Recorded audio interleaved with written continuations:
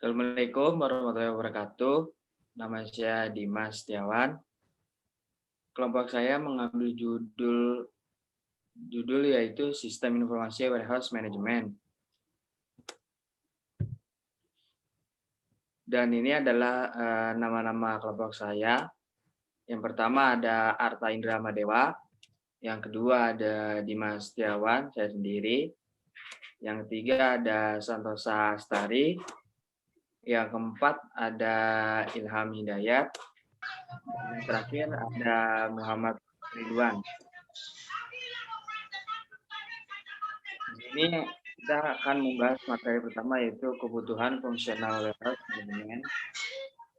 Kebutuhan fungsional merupakan pernyataan layanan sistem yang harus disediakan, bagaimana sistem harus bereaksi terhadap input tertentu dan bagaimana sistem harus berperilaku dalam situasi tertentu. Sebagai contohnya itu adalah inventory tracking, yaitu adalah pelacak inventory yang sudah terintegrasi secara real-time dan setiap barang yang masuk dan keluar akan tercatat secara sistematis melalui automatic identification dan data capture serta barcode scanner, sehingga barang yang masuk lebih mudah untuk ditemukan. Dengan ini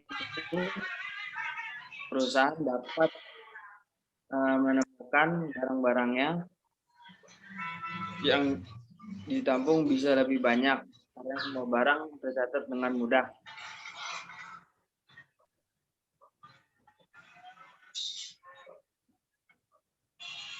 Selanjutnya,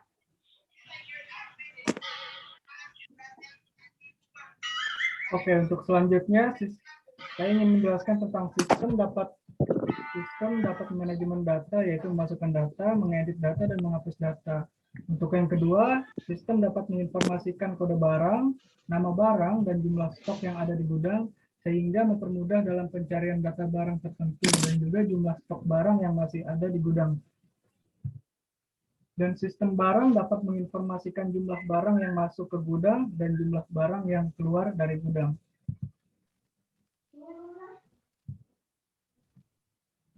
Untuk UML Warehouse Management tersendiri, UML Unified Modeling Language adalah suatu metode pemodelan secara visual yang berfungsi sebagai sarana perancangan sistem berorientasi objek.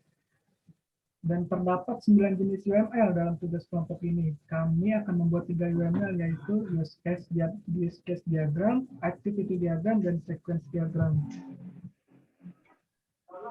Untuk slide selanjutnya,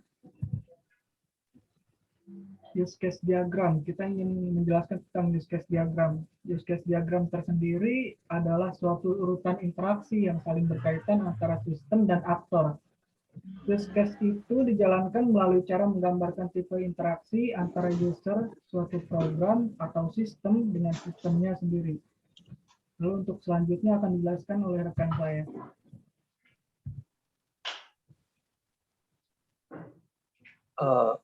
Baik, di sini adalah tampilan dari use case diagram untuk warehouse management. Di sini ada 3 aktor. Yang pertama ada karyawan bagian gudang, yang kedua owner toko, dan yang ketiga ada supplier. Nah, di sini karyawan bagian gudang memiliki beberapa case, yaitu yang pertama melakukan login ke dalam aplikasi, lalu melakukan olah data barang, lalu melakukan olah data pembelian, olah data penerimaan barang, dan mengolah data pre-order. Lalu untuk owner toko memiliki 3 case, yaitu menerima laporan data barang, menerima laporan pembelian, menerima laporan penerimaan barang, dan yang terakhir ada supplier, yaitu menerima pre-order. Selanjutnya adalah activity diagram untuk menu login. Di sini prosesnya diawali dari karyawan bagian gudang menginput username dan password, lalu diteruskan ke sistem, dan dari sistem ke database. Lalu apabila username dan passwordnya benar, maka dari database akan meneruskan ke sistem untuk divalidasi, lalu diarahkan ke form sysfo persediaan barang. Apabila salah password atau username-nya, maka akan dikembalikan ke langkah awal. Lalu selanjutnya ada input data barang. Di sini prosesnya diawali dari karyawan bagian gudang memilih form olah data barang, lalu selanjutnya dilanjutkan ke sistem, lalu ke database, kemudian sistem akan menampilkan form olah data barang, lalu selanjutnya karyawan bagian gudang akan mengisi ID barang. Apabila benar, selanjutnya sistem akan menampilkan perintah untuk menyimpan data barang. Apabila tekan OK, maka data barang akan berhasil disimpan di database. Apabila batal, maka akan kembali ke proses awal, yaitu mengisi form olah data barang. Lalu selanjutnya ada input data pre-order.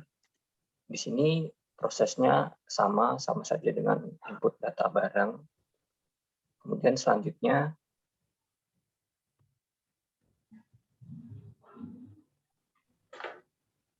adalah activity diagram untuk input data pembelian. Di sini prosesnya juga hampir sama gambarannya dengan activity diagram sebelumnya.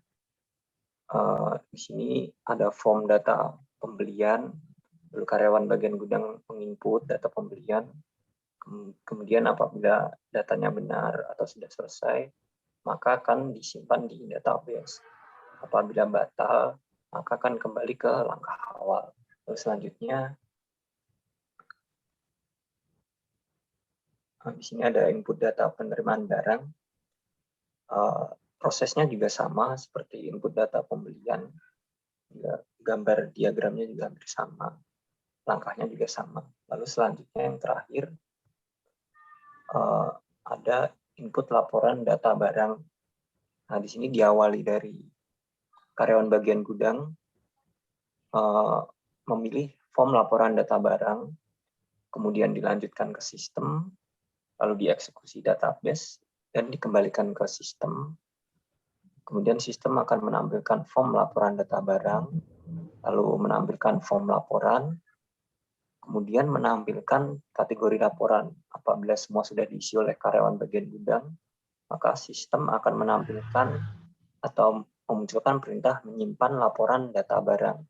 Apabila klik OK, maka laporan tadi akan disimpan di database. Apabila klik batal, maka proses kembali ke awal, yaitu form pengisian laporan data barang. Untuk selanjutnya akan dijelaskan oleh rekan saya.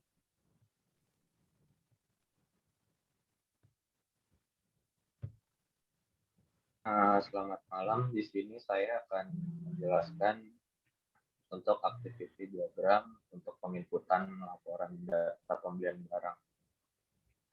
Pada penginputan laporan data pembelian barang ini, untuk prosesnya sendiri diawali dari pemilihan pilih form laporan data pembelian, lalu sistem akan nge-request, lalu masuk ke database, dia akan mengeksekusi untuk form laporan data pembeliannya.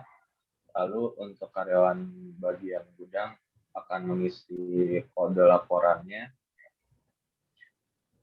dan isi kode laporan, input laporan data, dan akan menyimpan laporan data. Terus lalu laporan datanya akan disimpan.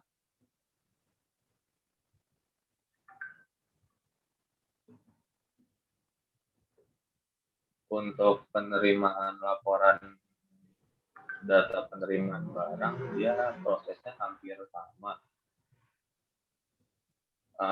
Ini bisa dilihat untuk pada tabelnya berikut.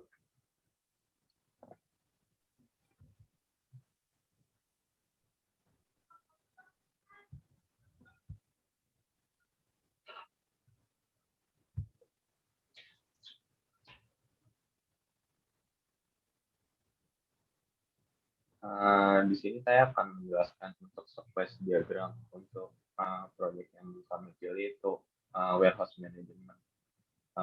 Saya sedikit menjelaskan untuk sequence diagram ini adalah suatu diagram yang menjelaskan interaksi objek dan menunjukkan atau memberi tanda dan petunjuk komunikasi di antara objek-objek tersebut.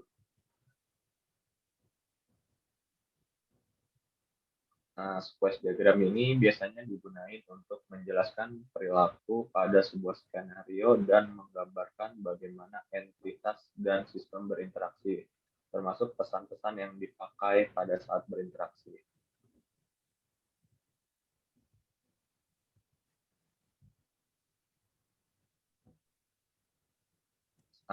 Di sini saya akan menjelaskan untuk sequence diagram pada penyimpanan barang. Untuk menu login, karyawan bagian gudang diminta memasukkan username dan password. Lalu untuk itunya nanti akan divalidasi oleh sistem. Jika dia passwordnya salah, nanti dia akan memunculkan pop-up pesan username atau password yang Anda masukkan salah. Jika nanti benar, dia akan menampilkan menu tampilan utama.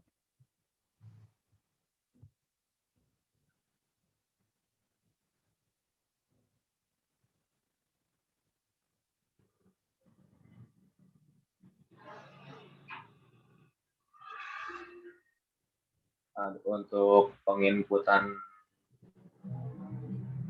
data barang di sini, kalau saya lihat, kalau untuk ininya karyawan bagian gudang sama untuk langkah-langkahnya mengisikan username password, lalu melakukan validasi. Jika username-nya salah, nanti akan memunculkan pesan pop-up. Kalau misalkan nanti untuk username dan password yang dimasukkan benar, dia langsung lanjut ke menu tampilan utama. Untuk selanjutnya akan dijelaskan oleh rekan saya.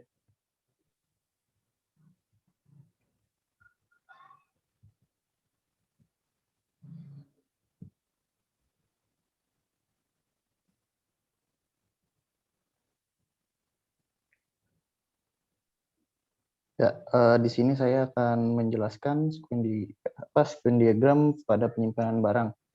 Dan ini untuk data pre-ordernya di sini ada karyawan gudang, itu ada input data, data PO, tambah data, dan tambah data.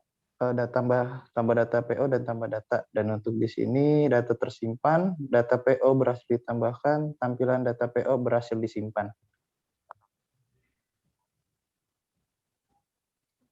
Dan untuk di sini juga ada input data pembelian untuk karyawan gudangnya. Di sini ada data pembelian, kontrol pembelian, dan untuk data pembelian. Dan di sini ada input data pembelian ditambah tambah data pembelian, dan tambah data, dan lanjut ke data tersimpan.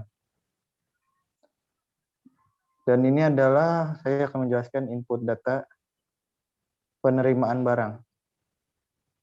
Di sini ada karyawan gudang itu untuk input data data penerima barang. Data penerima barang, tambahkan data tersimpan, dan data penerimaan barang hasil yang ditambahkan. Dan selanjutnya tampilan data penerimaan barang yang disimpan. Dan di sini juga ada laporan input. Dan untuk laporan input ini berisi dengan isi kode laporan, cek kode laporan, cari kode laporan ditemukan, dua kode laporan sudah ditemukan, masuk ke isi kategori laporan, cek kategori laporan, dan kategori laporan, masukkan input data laporan ditambahkan. Setelah ditambahkan, laporan tersimpan, laporan berhasil ditambahkan, dan tampil hasil laporan yang telah disimpan.